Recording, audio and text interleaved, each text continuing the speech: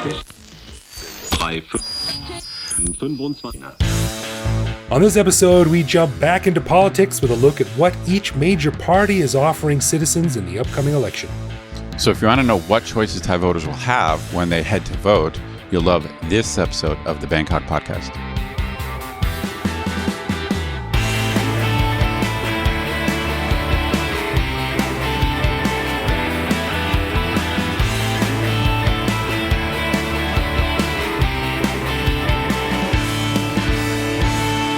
Sawadee krap, and welcome to the Bangkok Podcast. My name is Greg Jorgensen, a Canadian who came to Thailand in 2001 to teach English as a second language, but I didn't have the proper credentials, so could only get a job teaching Canadian. That's right. And I'm Ed Knuth, an American who came to Thailand on a one-year teaching contract more than 22 years ago, fell in love with being able to leave tiny tips on restaurant bills and not feeling horrible about it, so I never left. Yeah, it's the backhanded altruism. That's right, man. If you're a cheapskate, if you don't like leaving tips, Thailand is your home because you're not required to do it. Thai people don't expect it. So this is the home of cheapskates when it comes to tipping. Tipping is getting a severe pushback in the West, man. It's getting out of hand. Like it's now 35% is expected. Oh shit! I hope not. I just haven't been in so long. Like everything is on a card now. I've been reading a lot of stories about it. Everything is on a card now, right? So you beep, and then the next screen that pop up is like suggested tip, and you can choose. And some places have a minimum of 35%. Oh, that's brutal. Yeah, I don't know about that. I mean, there's none. But if you press none, then the waiter is like, I really like just having a rule. Like I don't like to individually figure it out. So whatever. So 15% is like just how I grew up. So I kind of like that. And I do that sometimes in Thailand. So I'm not saying I always like leave tiny tips, but sometimes it's just like the change, you know? And I think in the States, like if you left like a quarter or 50 cents, like it would be a serious insult. Beaten up in the parking lot. Right. But here it's like they genuinely don't care. They're I'll like tip well for good service, but it's nice to know that if it's just nothing spectacular, that no one's going to be upset if you don't leave a tip. That's right. Yeah. That is the Thai way. This is the way, Greg. That's what it's about. All right. We want to give a big thanks to all of our patrons who support the show. Patrons get every episode a day early, behind the scenes photos of our interviews, a heads up to send questions to upcoming guests, and access to our Discord server to chat with me, Greg, and other listeners around the world. But best of all, patrons also get an unscripted, uncensored bonus episode every week where we riff on current events and Bangkok topics. On this week's bonus show, we chatted about even more industries that AI is upending. This time it's the music industry. A cool travel map of Thailand where you can track how many of its provinces you visited, and which we've posted to our Facebook page, which you definitely should check out. And a pledge by the Thai Democrat Party, which is supposed to be conservative, if they get back into power, to finally tackle the biggest controversy of our time, legalizing sex toys in Thailand. Yay. To learn how to become a patron, click the support button at the top of our website.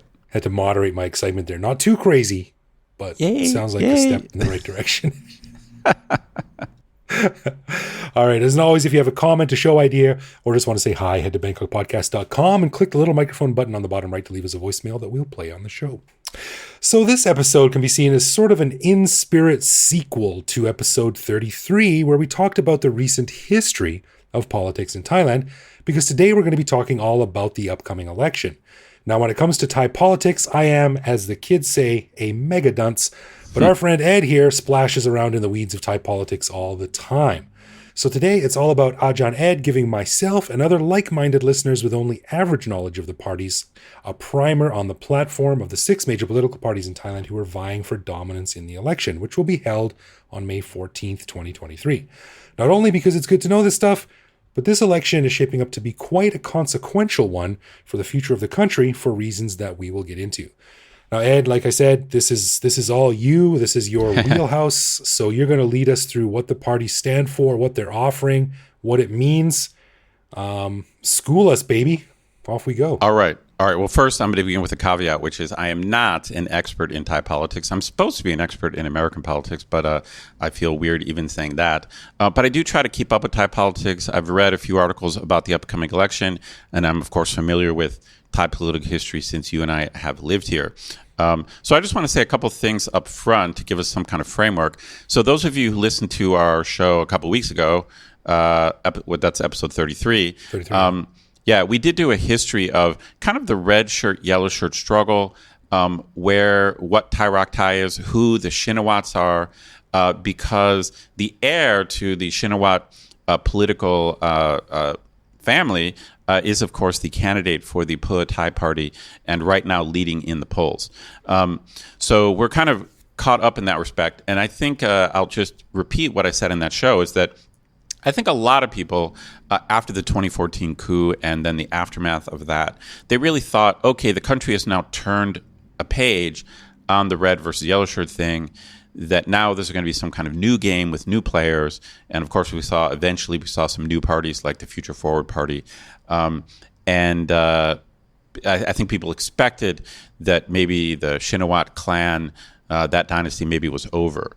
So kind of the biggest news is just that it ain't over yet. And so not only is the Pheu Thai party doing well, they're clearly leading in the polls, and they're definitely going to get the most seats in the upcoming election. At least it looks that way.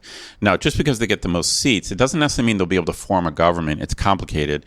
And man, I don't have the time. I don't even have the time to explain exactly how the Thai election works. I'm not even sure I can accurately explain how the Thai legislature works, but basically the legislative branch of the Thai government has a total of 750 seats. All right. But 250 of them are in the Senate, and they are appointed. So they are not up for election, and they have nothing to do with this upcoming election. But I believe the entire House of Representatives, all 500 seats, are up for election on May 14th. So 500 potential seats. Now, those seats are divided between members of parliament who represent a constituency. And a constituency in the States we would call a congressional district. So I think 375 of the 500 represent a congressional district. So basically where you live, you vote for a representative from your district. Okay. So that's 300. So that's 375. And so there's 375 of these districts all across the whole country. But then there's 125 more members that come from something called the party list. And this is a type of proportional representation, which can get a little bit tricky. But more or less, what it really means is that when Thai people vote, they vote for their constituent candidate that they like, but they also choose a party. So, okay. And they don't have to be the same. So you're like, okay, here's my local guy, and then here's my party. Oh, interesting. Okay, that's confusing. Okay, so there's two choices, is my understanding. And then based on the breakdown of those party results, they assign the remaining 125 seats to the various parties. And the reason why it's called a party list is that each party publishes before the election a list of their MPs that they want, depending on how many of the 125 members they are allotted. So for example, there's 125 members. So 1/5 of that would be 25 members. Sure. So if 20% of Thai people choose a particular party, that means they get to choose 25 people from their party list, and so it literally has to be number 1, number 2, number 3, 1 through 25 on their party list. So they all publish these very long party lists. And then that's who takes the seat, depending on what their percentage is. So politically, this is called proportional representation, and it's really a type of, technically they would call it parallel voting, because you have this voting for one person, then voting for party, and then once you take the seat, you're the same. So it adds up like that. I gotta be honest with you. I'm already a little bit confused. Sounds good. But if you went any deeper than this, I'd be completely lost. Okay, well, let's just say there's 500 seats that are up for grabs. That's the simple way to put it. And then the other thing I want to start with is I'm going to talk, I think, about 6 or maybe 7 different parties. But as a outsider who lives in Thailand, to me, I think the the simplest way to break it down is between what you could call establishment parties and then parties that are anti-establishment in some way. Okay. But it's quite tricky because the anti-establishment parties are not unified, and in some ways they are allied with establishment parties. So let me talk about the three. I'll just mention the three establishment parties first. Okay. And then I'll explain like what I mean by them. Okay, the three parties that I would just group together as establishment parties are the United Thai Nation Party. So I'm just going to use English translations when they're easy or available. And this is the party that the current prime minister moved over to. So this is just an interesting strategic choice where the current prime minister, who was a member of the second establishment party I'm going to mention, he left that party and started another party. So that's the United Thai Nation Party. But essentially, it represents more or less the same thing as his old party. And his old party is the Palang Pracharat Party. And so Prime Minister Prayut is the candidate for the United Thai Nation Party. And then his deputy prime minister, Kun Prawit, he is the candidate for Palang Pracharat. Now, exactly why they split like this, I'm not exactly sure. So, my Thai's not good enough. I don't know if there was actually a split between the two men over who should be the next prime minister, and that led to the split, or if this could be some type of strategic thing just to end up with more seats. So essentially, we have two parties which are basically military parties, or they're led by generals. The other establishment party is the Democrat Party, which I think technically is the oldest Thai political party. Over the years, they've fielded many prime ministers before, and they are considered often an ally of the military, but depending on the situation, they might compete for control of the government, which is what happened after the 2006 coup, where you had a general in force.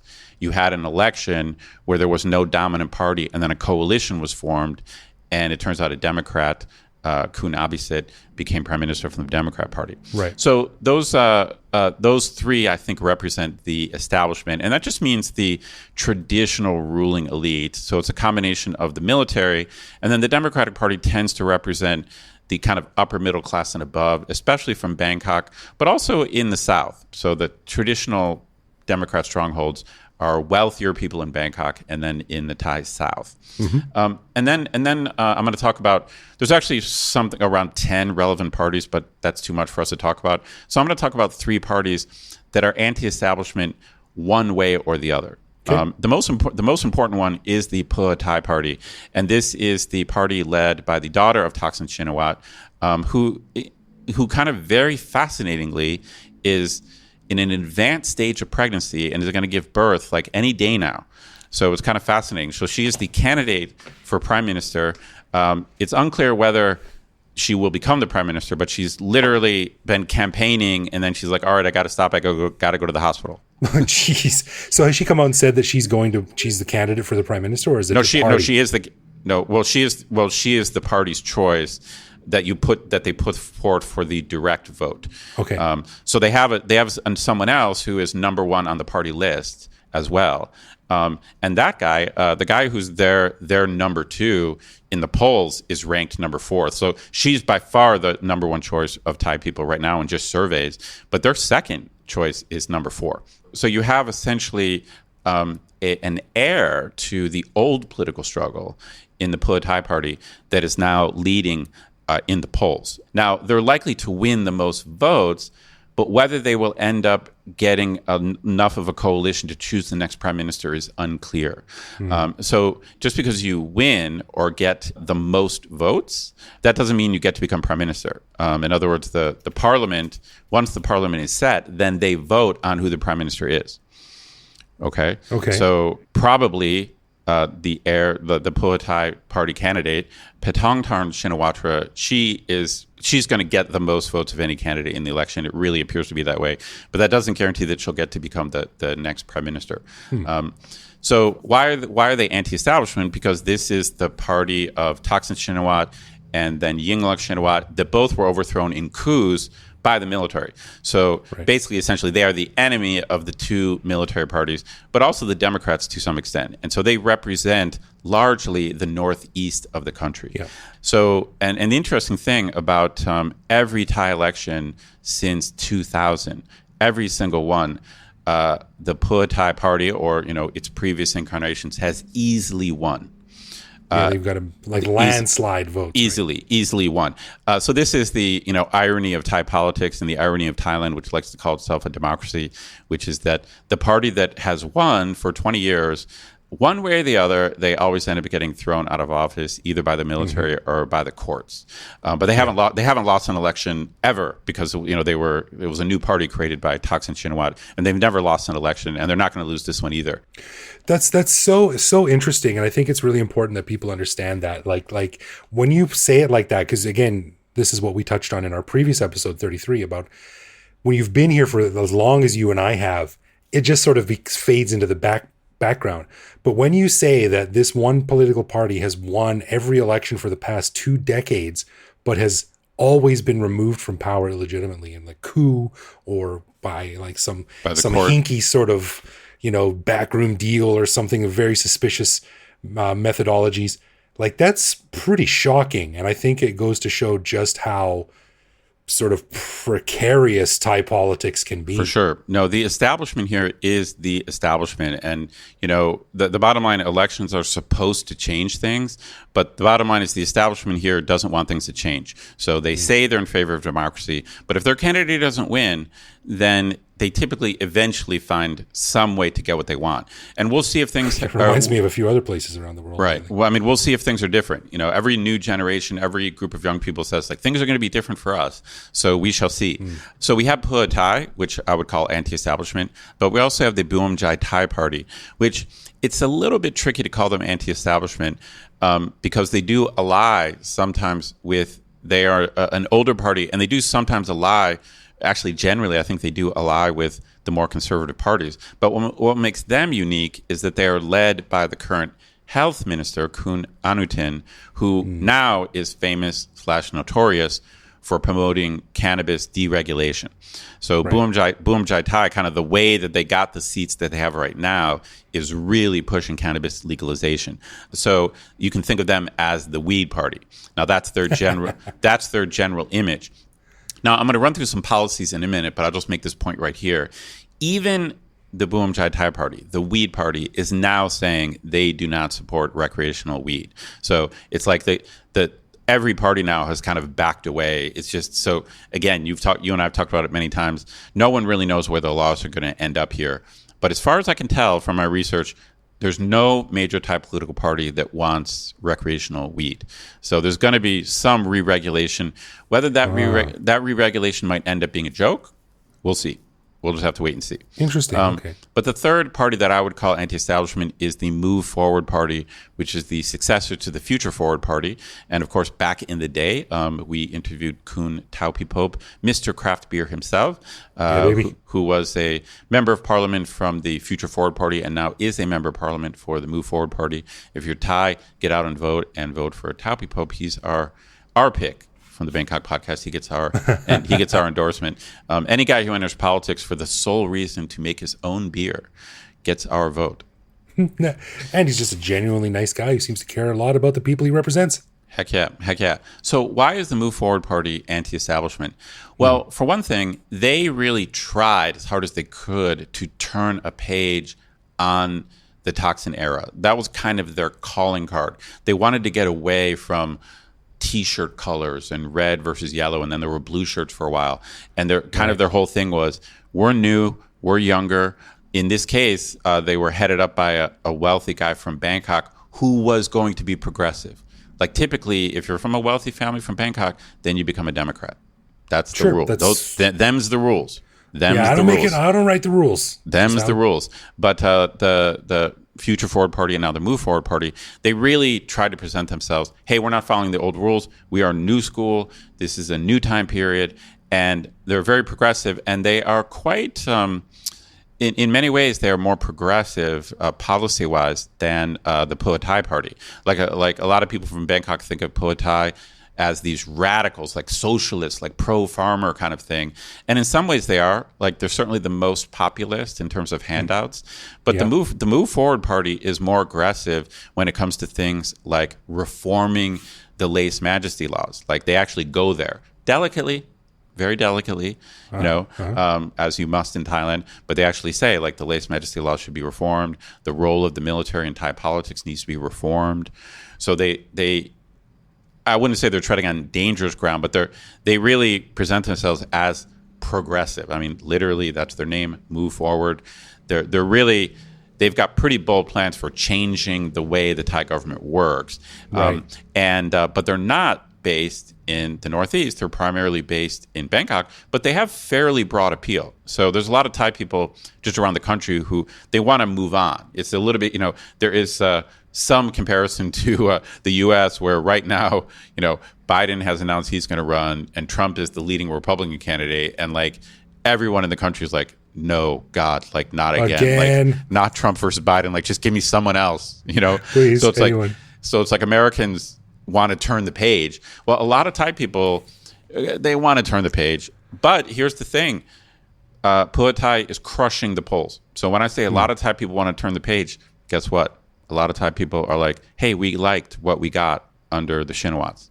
What we sort of got under the Shinawatra. Right. Well, so right now, I mean, they're polling like 35, 40%. It's just crushing like the other parties. Wow. So again, polls are polls, but in the most recent polls, Pheu Thai is like 35%. And the second one, which is Move Forward, is like 15%. And those three conservative parties together, like if you add them up, they're like 9%. So that's the Democrats, the Palang Pracharat, and the United Thai Nation. Yeah, basically the United Thai Nation, that's for Thais who want to keep the current prime minister. Okay. So three of those together have what? Like 10% of the vote. I mean, these are just surveys. We'll see who shows up. And, we all know from 2016 in the U.S., like surveys are not always the best predictor of what actually is going to happen in the election. That's right. Unfortunately, we don't have hours for me to go into details, but I want to make this general point. One fascinating thing for me as an outsider is the issue of populism in Thailand. And I always tell my students that, like, the word populism in politics has a very general, vague meaning. It just means doing policies that are popular or giving the people what they want. So, it's funny. I've always wondered about that. Like, it's used as sort of a bad word, but I'm like, well, aren't you supposed to do popular things for the people? Like, I get what the meaning is, like when you're just being craven for attention's purpose, like you're being really cynical. Like, I get it, but I think it's a bad word to use because politicians are supposed to enact popular rules. That's exactly right. I mean, that's exactly my point. Is that to me the word populism is a totally neutral word. It just means giving the people what they want, doing something popular, which is what democracy is supposed to be about, right? But like you pointed out, there's in a way there's kind of like good populism, which would be doing smart things that actually do benefit the people, versus like the bad kind of populism which would be doing something that's short term, that's going to maybe get the vote, but actually is bad for the people or bad for the country. But you're doing it just to get a vote. Right. And my point about populism is that it probably was, other than just quote unquote vague charges of corruption, the biggest criticism of the Thaksin and Yingluck era was that they promoted bad populism, that they just made a lot of promises to people, that they just gave money away, like handouts to farmers, and that's how they got farmers' votes. And so this is how populism got a bad name in Thai politics from haters, like people who are not a fan of that clan. But here's the fascinating irony is I was going through all the parties' policies, and they're all doing the same thing now. Like it's basically a competition of who can give away more shit. Like they're all like, so if I look at it neutrally, they're all populist now. So they're all doing exactly what they criticized the red shirts for doing, like exactly, and because the bottom line is they've won every election. So now like the Democrats, the military, like the conservative parties, Boom Jai Thai, like all of them, they're just making one promise after another, and it's like they're doing exactly what they criticized like the red shirts for. They realize it works. Like it works. Wasn't there one party that was saying they're going to give every person 10,000 baht? Oh, well, I'll get to that in a second.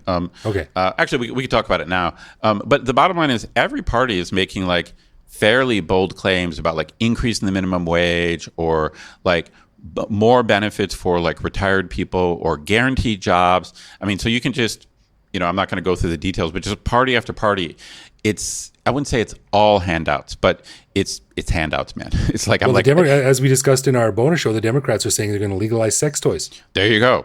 Now, if that's not populist, I don't know what is. If that is not a popular policy, I don't know what it is. But no, it's so as someone who studies politics for a living, this is like kind of my main takeaway is like, holy shit, all the parties now are really populist parties, even though they wouldn't say that.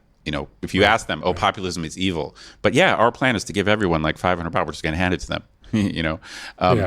But you brought up the promise by the Pheu Thai party to give every Thai person 10,000 baht. Now, this has several asterisks. I looked it up right before the show because I want to get it right. And it's kind of odd. It's such a bold claim. You think that it would be like a really big deal, and it is in the news. But it's a little bit vague exactly what they're saying. Apparently, the claim is not that they're going to just send every Thai person 10,000 baht.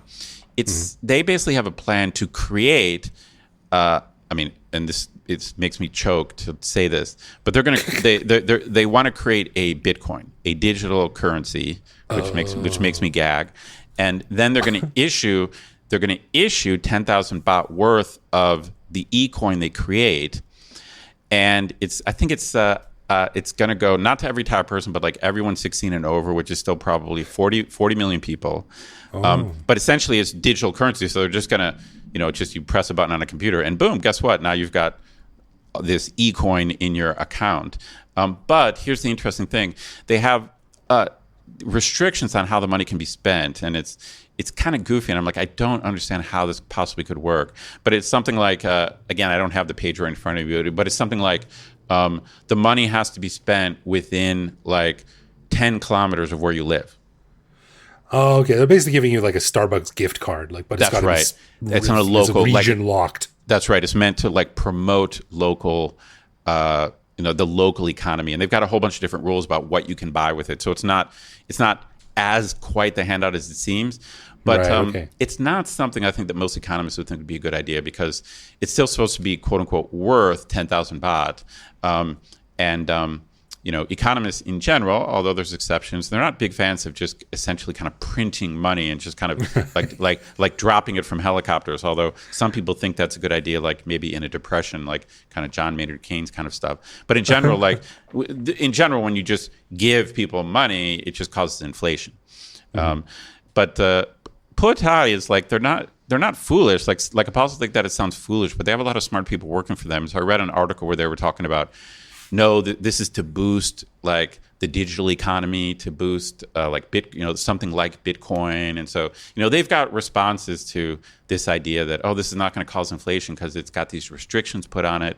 But the bottom line is it sounds a lot like populism. It's kind of like actually I can include a photo where a guy's giving a speech and just behind him it just says 10,000 baht, like a giant poster.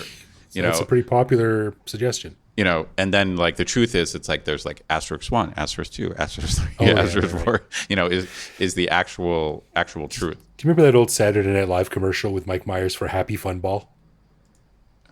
Oh, remind me, I don't remember. No, this is kind of a tangent, but there was a commercial for Happy Fun Ball, and it's like Happy Fun Ball, and it showed all these people playing with Happy Fun Ball. You'll have fun. It'll be amazing. It'll change your life. And then at the end of the commercial, there was like 30 seconds of asterisks scrolling up, like may cause diarrhea, may cause your pets to die, may cause the wheels fall off your car. It was just a million things like that, like all these asterisks and limitations on this thing that they were offering. So anyway, that's where my brain is. I do want to mention that there are other Thai political parties other than these. So I apologize out there if you are a Thai supporter of one of the other parties, but we only have time to tackle the biggest. And I do want to run through like some parties, like key claims. Okay. So I'm just going to run through kind of very quickly maybe some of their mottos. So the Palang Pracharat Party, which is essentially the Thai military of the current prime minister who switched to another party, they really are kind of basically saying like they want to continue what they're doing. So it's kind of like if you're happy with the current government, they're basically saying like vote for us. But they've got a lot of populist stuff, like they're going to increase state welfare to 700 baht more than what it is per month. But they've got an interesting policy I wanted to mention, which translates to turn bribes into taxes. Okay. And I don't quite understand like what the connection is, but they somehow like they're basically saying there's this problem of government people being bribed, which we're going to somehow get rid of that, or make a way to make that like kind of general revenue. So it's a little bit tricky. I don't know what it means. Like this might be one of those old, like occasionally you get Thai members of parliament saying, hey, we should just legalize bribery so it's not illegal. So, you pay extra for some government service and then like the government gets the money instead of like one guy getting the money. I'm sure people will stop asking for extra money immediately as soon as the policy is enacted. I don't know exactly what turn bribes into taxes means. It sounds like legalizing bribes, but then the individual politician doesn't get the money, the government doesn't get it. So but the government gets it, but I don't know how that works exactly. Yeah, okay. But they're claiming that they can bridge the divide in Thai politics, which that I think is almost ironic because they are they're the ones who have launched coups, right? Right. And then the United Thai Nation Party. These are people who are kind of currently like the prime minister. So if you want to keep the same prime minister, then you want to go to the United Thai Nation Party. And then their motto is literally something like "move on existing measures." So, like they're just saying, like, let us keep doing what we're doing. So more of the same. Yeah, I guess so if you're happy with the current government, then you have to choose between these two generals, basically. Okay, right. Now, the Democratic Party, they've got kind of a development plan for creating jobs and generating revenue, but they've got some straight up populism. Like I said, they want to give 30,000 baht lump sum to every farming household, 100,000 baht per year to people who work in the fishing industry, free milk for all school kids, so they don't have to pay for milk at school, and then these community banks in villages that get $2 million deposits and like low interest loans. So again, kind of just straight old school populism, the kind of stuff that they criticized Thaksin for doing back in the day. But their argument is they're going to do it in a smart way, and maybe that's true. I find it interesting that some of the establishment parties are just saying like more of the same, when I mean it's quite widely accepted that Thailand hasn't made any real great leaps and bounds in any real area over the past 4 or 5 years. But it's all about coalitions. Like the key for those conservative parties is that they're hoping that they can form a coalition. I mean, this is what it boils down to, if you don't mind me cutting to the chase. They're hoping that they can form a coalition with everybody but the Shinawatras. That's what they're kind of hoping. So they're right. Like they're hoping that there's enough people who just don't want to return to that clan or that family that they can form a coalition, and that even though Pheu Thai is going to win, they're hoping they can keep Pattongtarn out of the prime minister role. And it's a little bit unclear, like if Pheu Thai wins like a landslide, then even all the other parties might not add up to what they get. We'll see. Well, it's an interesting tack, I think, because I think it sounds kind of lame and uninspired on its surface, but I think there's also a lot of people who are like, you know what, before the current guy was in charge, there was riots on the streets, there was upset, like people were protesting and stuff like that. He came into power in a coup, fair enough, that probably wasn't so cool, but you know what, there's no more protests, there's no more road blockages. It's been fairly peaceful and quiet since then, so that works for me. Yeah, for sure. This is the stability argument, and so if that's what you want, you're going to go with one of the military parties. So that's kind of what they represent. But they're not. They know they're not going to win, but they're hoping that they can form a coalition big enough to stop Pheu Thai. That's the game. So the Boom Jai Thai Party, like I said, they're the cannabis party, but now they're saying, hey, we never said we're for total recreational. We want to re-regulate like everyone else, but then it's up in the air exactly what that means. Bunch of stoners looked up and went, what? Right. But they've got some of their own populist policies. They want a 3-year suspension on debt. A lot of Thai farmers are in debt, so they're going to give them like a 3-year suspension of that. They have a plan to give every household solar panels. Again, another type of populism. So populism is the theme. And it's just a question of who can convince people that, hey, we're smart about being populist. We're not like those idiots who are just handing people money. We're going to give you something useful. Yeah. And then let's see what else. This is interesting too. They're basically going to subsidize the purchase of motorbikes and make them only cost 6,000 baht. What? So like just what Thailand needs, more motorbikes. So they're going to like push down the price of motorbikes. So like basically anyone can afford them, and you only have to pay 100 baht a month in monthly installments. So basically everyone gets a motorbike. Like, so it's a little bit odd. I'm not sure that's smart populism. Wow, that's one thing we all need. I think that one thing that everyone says when they head outside is, boy, I wish there was more motorbikes flying around. Right. Now the Pheu Thai party has like a ton of ideas. Like they really have, they're not just, hey, we're against the military. They're not like that. Like they really have like a million plans. So they've got this, they're really big thinkers. And it might be nonsense, but they got ideas. So they've got this Think Big campaign where they claim they're going to create 20 million jobs that earn at least 200,000 baht a year. And they're also, like Move Forward, they're also saying like, we got to overhaul the army. So like they are the traditional political enemy of the army. And they're saying Thai politics cannot continue with all these coups. And the only way to stop them is put us in charge, and then we're going to somehow, I don't know how, but they're going to somehow reorganize the military or somehow limit their power to prevent future coups. I'm not sure.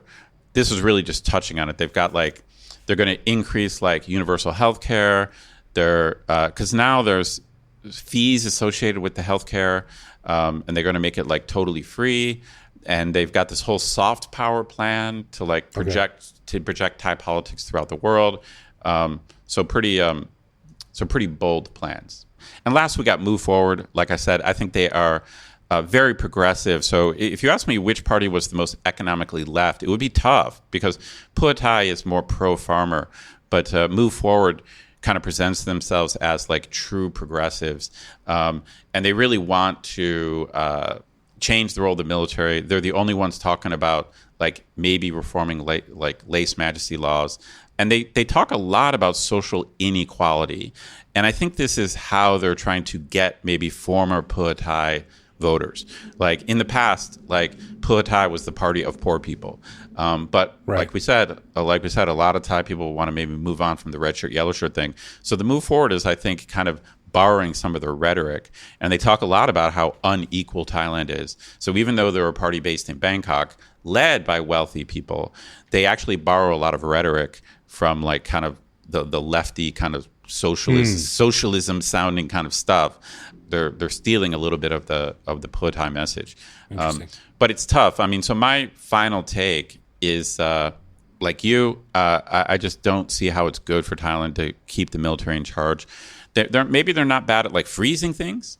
Like, so if you want to like freeze things and make sure nothing happens for 10 years, then maybe one of these military parties is the way to go. But to me, it's the anti-establishment parties that make more sense. And I think Boom Jai Thai is kind of too small and they're kind of one note-ish. So for me, it's all about Pheu Thai versus Move Forward. And I'm not sure who I would vote for if I had a choice. But you can't vote because you're a dirty farang. That's right. Now, if the thing about Move Forward and Pheu Thai is that they're not really allies. Like they seem to be, like, for me as a politics guy, like ideologically, they're potential allies. But up until now, they really haven't been allies. Like Move Forward they see themselves as the new generation that is trying to kill off like Pheu Thai and the red shirts. That's how they present themselves. But man, if those two parties formed a coalition, then it's over. Because they are number one and number two in the polls. But they're basically in competition against each other. It's funny you say it's over, and let's close it up by saying this, making a few comments on this. And this is why this election is potentially very consequential for Thailand, is because, like we said, it's been 2 decades now where the will of the people has really not been allowed to flourish here. That is a true statement. It's very clear that the majority of Thai people want Pheu Thai or taxon-aligned parties in power, and they just hold on a second. I wouldn't say majority. I would say plurality. But if you added Pheu Thai and Move Forward, that would put them over 50%. So I would say like these conservative parties are just, like I said, if you add all three of them up, they're polling at around 10%. Right. Okay, but it's fair to say that the last several elections that have been done fairly and appropriately according to Thai law, the winners of those elections have not been allowed to serve out their full term through trickery, skullduggery, tomfoolery, what have you. Correct. So I really think that there's a lot of pressure building up under the surface, and you can only hold someone down. You can only hold down a popular opinion for so long before something breaks. And I'm not making any predictions. I'm not an expert in this, far from it. But it's just what it seems to me is that a lot of young people are real pissed. And well, I mentioned to you before we started recording, I mentioned to you that I feel the stress building. I've been reading all these articles trying to bone up for this show, and we haven't had an election since before 2014. So I mean, it's basically been 10 years, a proper election, a true election. I mean, there was like a scammy military run election, but this is the first one that is like close to being like fair. So I can feel it, man. I can feel that Thai people are. There's an energy and also an anxiety about what's Right. going to happen, because I would say this is a very consequential election. Like typically after a coup, like the first election after a coup is typically a sham, and that's kind of how it was whenever the they had rebound relationship. Yeah, whenever they had the last one in 2018 or whatever, it was just like a sham kind of thing. But this, I think, is much more. The results will reflect more what Thai people want, and that's what's scary.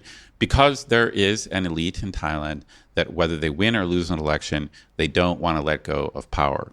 So hence the source of the anxiety. And I don't know what's going to happen. We'll have to wait and see. And in a way, I'm kind of glad that I'm not allowed to vote. Yeah, maybe, yeah. And if you're listening to this after May 14th, well, I mean, you have our predictions of what happened. But Right. we're talking about what's going to happen in the future. You're listening about what we thought would happen in the past. So there you go. That's right. Well, there's kind of I mean, we'll see what happens. I mean, there's kind of no doubt about who's going to get the most votes. But it's all, like I said, this whole game is about coalitions. And after the election, which parties will make deals with other parties to then control who the prime minister is. That is what it's all about. And it depends on how big the Pheu Thai victory is and whether there could ever be an alliance between Move Forward and Pheu Thai. Like I told you, if they come together, then they basically can't be stopped. But that hasn't happened yet. That has not happened yet. So Politics makes strange bedfellows, and Thai politics makes very strange bedfellows. Well, Thailand in general just makes strange bedfellows, I think. Good rundown, man. That was our extra supersized bonus show, but that's a brief rundown of the complicated landscape of Thai politics. I'm not sure to call it brief, but thank you for letting me. Could have been a lot longer if you dug into the super details, but well done, right. man. All right, let's do a quick love, loathe, or live with, where one of us picks a particular aspect of living in Bangkok, which we then discuss to decide if it's something we love about living here, loathe about living here, or have come to accept as something that we just have to learn to live with no matter how we feel about it. Now, last time Ed asked me if I preferred Thai or Western veggie food in a would you rather. So this week we'll do a love, loathe, or live with. My turn, Ed. I'm going to keep it real simple. The panung, the wedding pants, the Thai traditional style wedding pants that the groom wears at a wedding. What do you think of those? In general, like old Thai costumes, traditional Thai dress, I think is cool. Like that particular thing, I know what you're talking about, so I'm not sure I have a specific opinion. But yeah, anytime I see people in Thai traditional dress, whether it's wedding pictures, it's very common. Listeners, if you marry a Thai person, it's very common that you in a studio they're gonna have all these old things. You take a bunch of pictures like in various costumes, and then you have at the actual wedding you might dress in a traditional way. Yeah, I think Thai fashion, even newer Thai fashion, I think it's cool, man. I mean, I'm from Ohio. I wear jeans and t-shirts or shorts and t-shirts. That's me. So I'm no expert on fashion or style or anything like that. But in general, I just think Thai traditional clothes are cool. What do you think? I think they're cool, and specifically these pants are interesting. But I do have a caveat. I'm a live with on these because these things sort of remind me of a mustache, a dude growing a mustache. Like if you can pull it off, you look awesome. But not everyone can pull it off. And when I got married, I went to a store. We were trying on, who's going to wear what. And I tried on a Thai traditional costume. And I came out of the dressing room and my wife was like, no. I looked ridiculous in them. But other people look super cool. Yeah, a lot of foreigners just don't look right. I mean, I probably shouldn't generalize, but it is true. And I think a lot of guys, they just feel awkward. It's like you go, it's bad enough just going to these photo sessions and then you got to wear essentially a costume. But yeah, you're right. Not everyone can pull them off. And I wouldn't say like I love it. I mean, I'm probably just a live with, just in the sense that it's not anything I really care that much about. It's not like, it's not something I'm gonna ever put on unless it is like a costume event. But yeah, man, in general, like I love Thai art and architecture. In particular, I really like the Lana stuff. But in general, like any old Thai art or style or clothes, it's cool. I like it. So I'm borderline love. It just happens to be something that's not anything I care that much about. So I better stick with live with. I'm down with that. Good one. All right. A final thanks to our patrons who support the show. Patrons get a ton of cool perks and the warm, fuzzy feeling knowing that they're helping in our never-ending quest for cool content. Find out more by clicking support on our website. And connect with us online. We're Bangkok Podcast on social media, bangkokpodcast.com on the web, or simply bangkokpodcast@gmail.com. We love hearing from our listeners and always reply to our messages. Yeah, baby. You can also listen to each episode on YouTube. You can send us a voicemail through our website that will feature on the show. I'm off Twitter now, but you can now find me on Mastodon at bkkgreg@home.social. Thanks for listening, everyone. Take it easy, and we'll see you back here next week.